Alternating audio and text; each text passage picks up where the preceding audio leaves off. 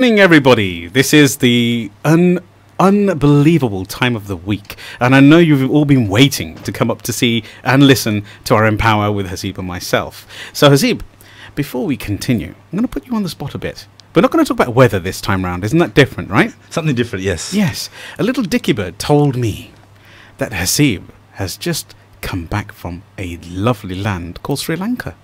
That dicky bird was absolutely correct. I have been away for Sri Lanka for a holiday, and I tell you, it's a brilliant country. It's a fantastic country. It's got so much to offer. It's got it's got the beaches, it's got the forests, it's got the animals there. It's fantastic. You just don't hear much people talking about it, but it's got so much to offer, that country has. So, a little question. You touched just there a moment on with reference to an animal. And the animal that comes into my mind, because I know you specifically went out of your way to ensure that you spent some time with this animal, was an elephant. So come on, you've got to tell us, did you do the most important part of joining there and bath and swim with the elephants? Oh, you're absolutely right. That's absolutely correct. I did see the elephant, and it was amazing. You just don't realize how big they are. You see it on TV, wherever, but when you see it in real life, you're thinking, wow. That's a really important part. You know, I had the good fortune of seeing elephants when I was in India as well once, but in specific recently in 2016 I think I went to Goa. Goodness me, they're big. They're big. They're definitely very big. You don't want to be trampled by them, no. Makes you think about all those olden days, you know, the historic times when they were used in war. Well, yes. Yeah, so you can imagine when they were drunk and spiked, they were pretty dangerous things, They right? were a pretty dangerous animal on there, and they were used in wars. You're absolutely right on there. Another thing that really, what I could say was, is something I saw there was because I went to an area where the tsunami happened. Wow. And it's one thing hearing about it and then seeing it and the impact they had on the country. And there was many stories people told me there. But what really amazed me is the people that had the courage to come back from that tsunami, and build their lives again. Wow. And that's true empowerment, isn't it? It It's about the definitely motivation. is on there. Now, when you spoke to the individuals, and I mean, the tsunami was an absolute devastation everywhere that it's been in recent times as well, in many, many countries, there's been variable sort of tsunamis. Our heart goes out to them. May God bless them all with an enlightened future and coming through. But just a question to yourself, just before we go on to our guest today, Haseeb. Did you find anything specific that was driving these normal folk to rebuild their lives and actually stand up and actually help themselves get up again? I think what I saw for many of them was that they've been through so much pain, and many people have lost their families. There's a lot of orphans there now, and while they were there, they wanted to give something back to the community. They wanted to get back to living their normal life. They wanted, in a way, what one of them heard say, defeat the tsunami. Come back to and live a normal life how it was before, and also from there, the community is a lot more closer now, and all the community tries to help each other out, and it's built. There's a bond there, which wasn't there before, as he said, before the tsunami. There's a lot more community events happening together, and they appreciate a lot more what's around that area. So, what we've taken from there, Haseeb, is that actually, even through devastation, even through life completely being destroyed, we still, as mankind, have this within ourselves, because we all have God within us. It's ourselves that turns up and stands up and actually turns around and says, you know what? No. Our community, the people, the lives and the relationships we have mean so much to us. So our heart goes out to everybody who got affected by the tsunami recently, and thank you very much for bringing that to the table to our discussion today, Haseeb. Boy, have we got another tantalizing, amazingly gripping individual for the speak today. So if you'd like to get involved, don't forget this is Salam Radio 106.2 FM. Alternatively, please get in touch via our Facebook page. It's live now. You can view us here, so we will say hello to you, as you can see through the actual camera. And today, get involved. Please communicate. We are actually going to live coach. So if anybody has any challenges with themselves going forward in business, in social structures, maybe even motivation, Gary Setterfield, who I'm going to introduce in 30 seconds, will be the man to be asking. So if you'd like to get involved via WhatsApp, please call 07745 278 278 978. Or alternatively, please do call in if you'd like to speak to us on our studio phone on 01733 602 133. So, tonight, we are not going to let you down, are we, Hasib, with the quality of person we brought today? Definitely not going to let them down. We've got a fantastic quality, fantastic knowledge. The gentleman we are talking about is a very good dear friend and a dear brother of mine. He's ended up becoming a business partner of mine after we've been working together as coaching and mentoring over a number of years. His name is Gary Setterfield.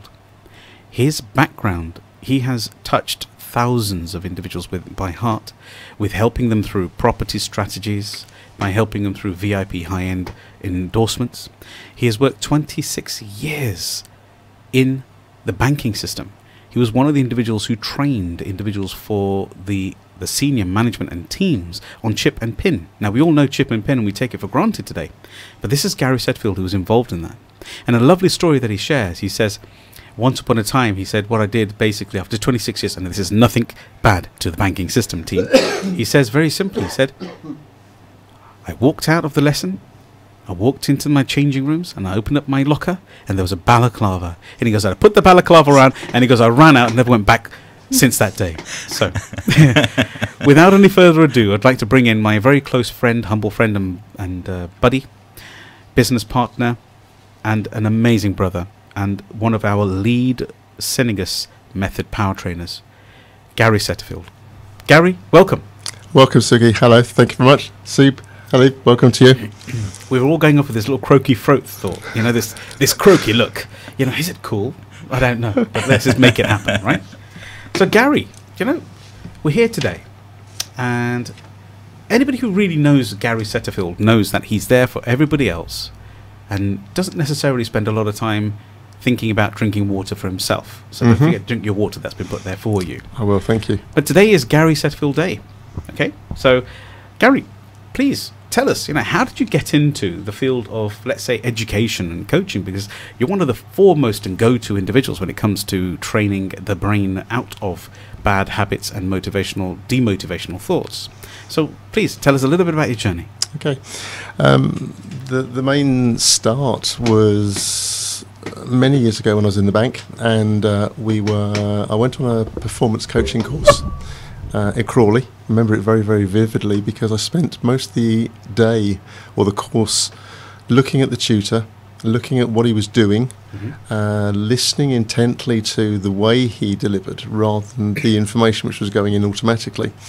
And there was one particular exercise we undertook which had 4 people standing around a normal chair. And we had to lift them up with, if I can describe it over the radio, a James Bond gun look. Whoa. So you had 4 people holding a chair by the James Bond finger, and we lifted a 16-stone person, just the 4 of us. Are you telling me, Gary, that 4 of you, individual, put your fingers, if anybody can see our video, they can see that you're talking like this. You're telling me that you had 2 fingers together, and you're telling me that was underneath each one of the legs of the stool or the chair? Oh, just under the seat. Just under the seat? Yes. And what, you all lifted up? We all lifted up. With strain? With no strain. No strain at all. The learning that came from this, and this was the bit that fundamentally changed how I looked at the life from there on, was we were not put into a trance, but the mind was set on a different path. A bit like hypnosis, right? A bit like hypnosis. And I didn't know it was that at the time.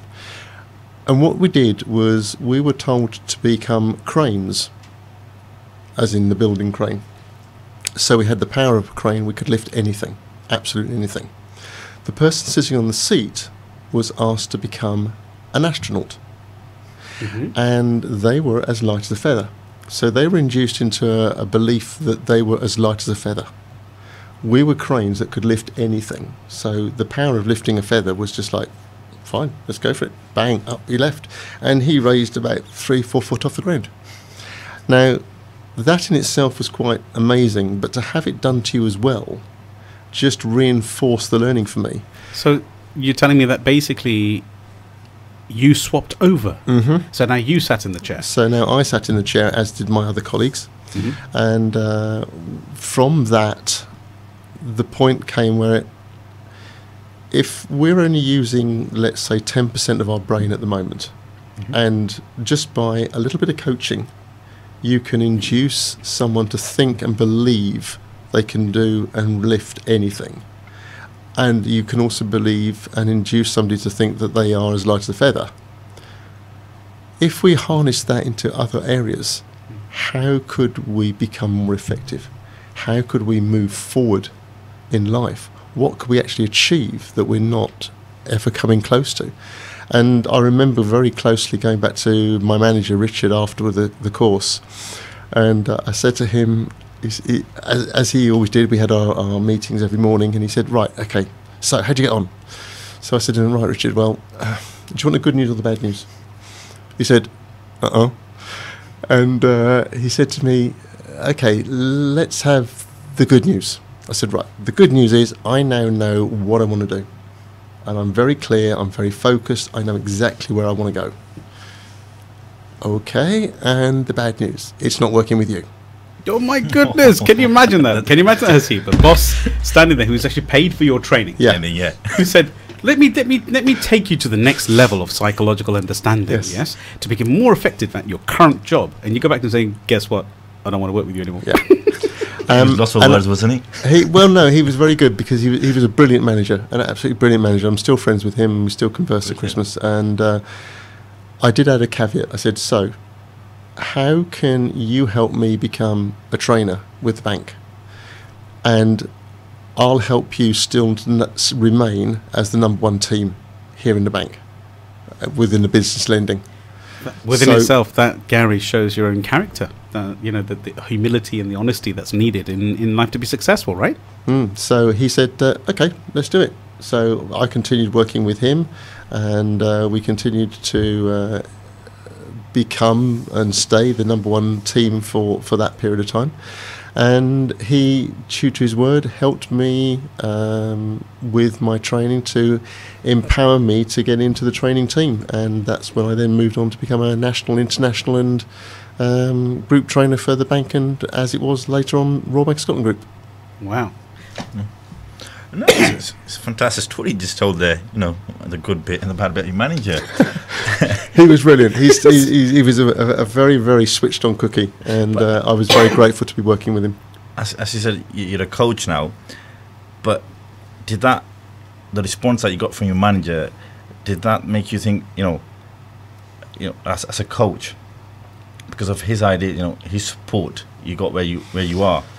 And is that something you wanted to do in the future yourself? Is that something that led towards that? Yeah, it's funny you should say that, Hesse, because I didn't realise at the time. Now you mention it, it's actually become more clearer for me. There were 2 or 3 people who, particularly in my career, have been outstanding in the way they lead. And the outstanding features that they had were they led from the front, but they also listened intently. They worked with you, not against you. They worked to empower you, to make you feel as though you were important. And therefore, unknowingly to us, we worked tirelessly for them. And that's what coaching's all about. That's what mentoring's about. It's about providing that guidance that people require, but helping them move forward to gain and achieve what they wanted to. And as I said, there are 3 or 4 people, two or three people who particularly I worked very closely with, both as when I was working with the training team in Oxford, the Staff Training College, and also at my first branch. The branch manager there, I remember he said to me one day, he said, right, now you're new here. He said, I'm sure you've got lots of great ideas. He said, and you've just been moved in here. He said, but one piece of advice I'll give you. Before you make any decision, give it 6 months. Give it 6 months in whatever role you are, and whatever you undertake, and then make your decision. Then make the changes. Now, what a massively important bit of information just shared there. For example, most individuals, they tend to turn up in a workplace, and then within the first few weeks they feel it's not for them. So instead of, I mean, as Gary, what you're sharing there is basically is really powerful, because you're saying stick it out for at least 6 months, and then understand whether it was just you with the change, or whether it's truly not for you. Absolutely. That's wonderful. Absolutely. Great message to everybody who's listening. Thank you. Actually, you worked for the bank for how long? 26 and a half years. 26 and a half I don't know how many days now as it was, but And why not? it's not quite in my profile to know that sort of detail. Talk about profile. We'll have to touch on that in a moment, hey? But we'll do a little bit more about psychometric profiling this afternoon, this in the second half, if it's okay with everyone. Sure. But please, Karen. You're saying 26 and a half years you worked there, and then you opened your own business, or you went... Yeah, there. That decision that you must have made there, that was a big decision you made. Yes, Jumping away with the balaclava on your head. Yeah, you know, we've got to be clear about this, yes, right? it's, It's about leaving the banking system with the balaclava that you found. So yeah, that's a big decision. It was a bit of an SAS move, and probably one that, in hindsight, I probably wouldn't do again. And I only say that because jumping out of the fire, out of the frying pan into the fire, as they say, is risky. It does have its downsides, its drawbacks. The reason I changed, and I wasn't aware of it at the time, was that I had just lost my dad in 2007. Sorry to hear that. And I was 2006. He died. I'd lost my mum previously while I was training on a course. I got a phone call from my dad saying, "We've lost mum." The first thing goes through your mind is, "What do you mean you've lost mum?" And then it suddenly dawned on me what he was talking about. Bless you. And sorry to hear that. Hear your sadness there. Yeah. no, fine. thank you. That tends to focus you in a different direction. You have all sorts of emotions, and what I realised, and in hindsight now, is I've been going through the grief process, sort of through the anger and the cross and the loss and etc. etc. And sorry, No problem. apologies for anybody who's now deafened. So I'd been supporting my dad when mum suddenly died, and as you do, you don't realise what you're doing. Well, dad's there, let's look after dad, and you don't necessarily realise what's happening. Fortunately, my girlfriend at the time, which was then my wife, his now wife, Tanya, she took the brunt of my grieving process, and I'm eternally grateful to her for that, because she put up with a lot, and I didn't realise what I was doing. So what we did was I'd lost my dad. Dad was here. He then suddenly died through cancer, and it changes your viewpoint. And Wow. Tanya and I were working in this multi-level marketing business, and I just sat there one night in the car listening to a record on the radio while Tanya was at seeing one of the clients, and I just said, "There's more to life than this. There's Yes. more to life than travelling up and down to London." I wanted to spend more time with my wife. It made me realise that life is that short, and Wow. it can end that quickly. So I made the decision, and again, I had a very, very good manager who I very clearly thought about how I was going to do this, when I was going to do it. There are a few things going on that I didn't like happening, and so when I put my resignation in, the manager came up to me and she said, "Look, okay, I understand, let's work through it, let's talk about it." And again, it was somebody who was supportive, somebody who was listening, and somebody who wanted to help. And what I realise now, in hindsight, is that each of these monumental meetings that I've had with people have been just adding extra fuel to this is what I can do, this is what I'm good at, Wow. this is what I want to do. And this is how I met Sukhi, Yeah.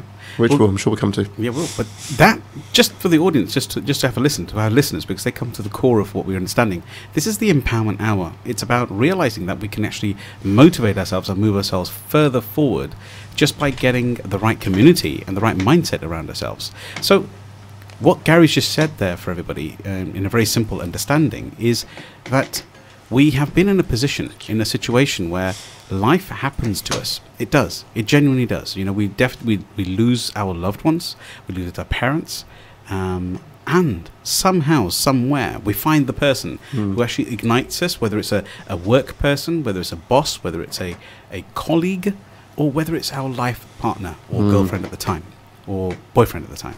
So, just for everybody to understand that there's always a way forward. We are we're actual individuals who always look for what we call surroundings, our community support. So well done. So in that context here, Gary, just to understand that's been obviously a clear motivator for yourself to become a coach. So just to help us a little bit, because we've got about another 5 minutes left before we go for our first break. Wow, the time just goes like that. Wow, that has gone quick. So in context, Gary, just a little thought to yourself. What's the process of becoming a coach, for example? I mean, a coach is a coach. You know, there's so many people out there who call themselves coaches. There's many people out there who call themselves mentors. What is the difference in your view? And then what is the onboarding process? What I mean by that is, how can you become a coach? Maybe somebody here our listeners today, or viewers in the future, would want to become a coach themselves. Okay. The process I took was, first and foremost, I have to thank the bank, because they trained me as a trainer. And at the time when we were training, a lot of training was done by sort of reading a book and reading out of a process manual. The process that we were taught was facilitation. Wow. And facilitation is where you draw out from the audience the answers. You get them to think about the answers, which is principally what coaching is. You're bringing out the best of the person in front of you. Now, you asked the question about the difference between that and mentoring. Thanks, Sissy. For anybody on, I'm just giving some water so I don't deafen you all again. So, mentoring is where somebody has the experience of having been there, got the T-shirt, as we say, and they know the shortcuts. They know the way to help people quickly achieve their results. A coach doesn't always know the field that you want to be in. For example, let's say I might work with a motor mechanic. Now, I know that a car's got 4 wheels, it's got 4 doors or a 2-door, depending on the model. But how the engine works, I haven't got a clue. But I could still coach a mechanic to be a better mechanic by getting them to explain what they do, how they do it. Get them to understand that there may be a quicker way. How might they find that quicker way? Get them to think through the process and think, okay, so how can I shortcut that process? I don't need to know the process, but as long as they do. So you're getting them to do it. So I get it. So if the audience is listening about this, they're listening to this, they think you don't need to hold yourself back from becoming a coach just because you think you don't know enough about a particular niche. I know for a fact you haven't got a background in car racing, but you mindset coach car racers. Yes, drivers. Yeah, please help us a little bit about that. So with drivers, I don't teach them how to drive. They know that as soon as the visors go down and they leave the pit lane, they're on their own.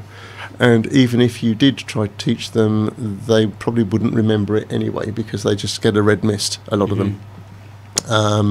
The better ones, the Lewis Hamiltons of the world and the top Formula 1 racers, etc., they've learned to control that red mist, although sometimes you wouldn't realise. Got it.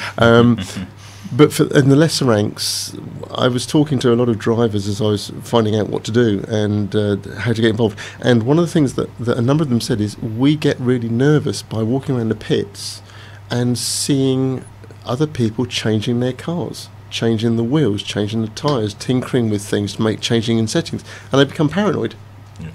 So the idea working with drivers is to keep them focused and to keep their mind on the job in hand.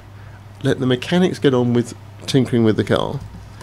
The drivers can work on the setup with the mechanics and say, well, you know, it pulls left, it pulls right, it steers here, it steers there. Let the mechanics then put that into jargon that they can then fix.